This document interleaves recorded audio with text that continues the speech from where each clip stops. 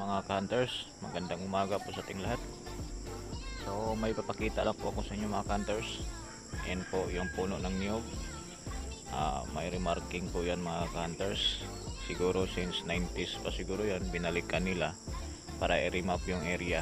Yan po, hindi po masyadong makita yung puno ng niyog kasi natatamaan siya ng sikat ng araw.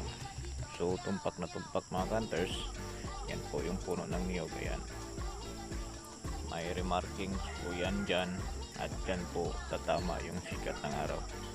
So galing sa puno ng niyog mga hunters, ayan po, klaro na po ng konti, yan, nawawala naman.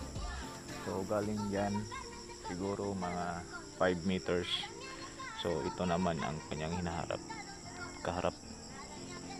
So old century bamboo tree.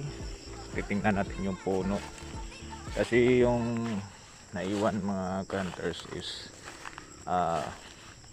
yung bagong talbos na lamang, no. Yung old talaga ay namamatay na. So ayan mga hunters, oh. Ayan, makikita nyo patay na yung old century bamboo tree, tapos may bago siyang talbos. So ito naman dito papunta doon sa baba mga hunters ay Dead Creek yan, Dead Creek, no?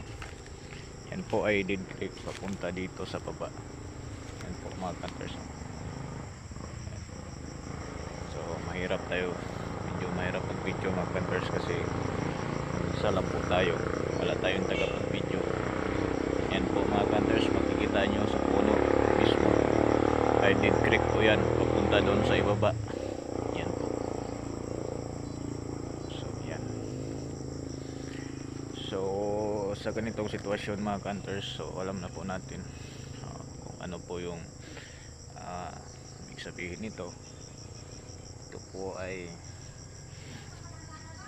direct under po ito, tunneling po. So ayan po mga hunters, so konting kalaman. So good morning sa lahat, magandang umaga, God bless you all mga hunters. Sana pagpalain tayo ng buong may kapal.